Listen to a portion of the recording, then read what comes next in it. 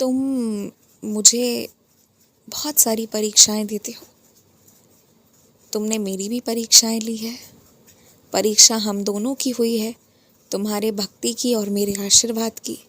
हम दोनों ने एक दूसरे को तौला है, विचारा है एक दूसरे के बारे में। कभी कभी तुमने मेरी परीक्षा इतनी कठिन ली है कि मुझे लगा था कि शायद प्रत्यक्ष रूप से तुम मुझे स्वीकार नहीं पाओगे, लेकिन ऐसा नहीं हुआ। तुमने ना ही सिर्फ श्रद्धा बल्कि सबूरी को भी स्वीकार लिया, और आज देखो कहाँ से कहाँ तक तुम्हारा विश्वास तुम्हें खींच लाया है। कभी कभी बहुत सी कोशिशों के बावजूद भी तुम उस मंजिल तक पहुंच नहीं सकते, क्योंकि वो तुम्हारे हाथ में नहीं है। वो मंजिल तुम अपने लिए नहीं पहुंचना चाह रहे हो, वो तो केवल किसी की सहायता करना चाह रहे हो। लेकिन उसके किस्मत में वो सहायता लिखी है या फिर उसे खुद ही प्रयत्न करना लिखा है, ये तो भाग्य विधाता जानते हैं ना। इसलिए तुमने सहायता करने की नीयत रखी, कोशिश की, वही काफ़ी था।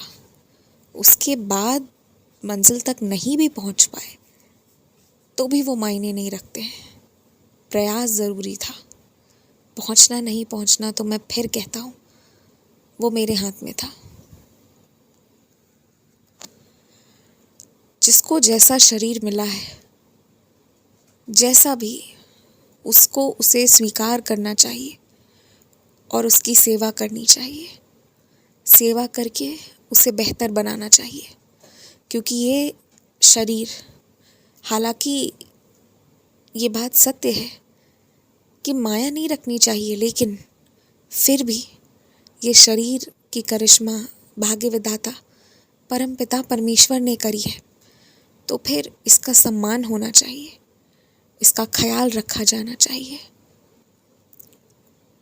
जो चीज़ें पसंद नहीं है उसके लिए खुद से नफरत करने की बजाय अपने प्रयत्नों से उसमें बदलाव लाया जा सकता है। इसे हमेशा स्मरण रखना। पूजा पाठ दिखावा के लिए कभी नहीं होना चाहिए, किसी को डराने धमकाने के लिए कभी नहीं होना चाहिए। अगर डराने धमकाने की कोशिश करोगे तो सामने वाला डर जाएगा शायद से, और अगर वो डर रहा है तो ये मान लो कि उसका मुझ पर भरोसा है। कम से कम इस बात पर तो भरोसा है कि मैं हूँ।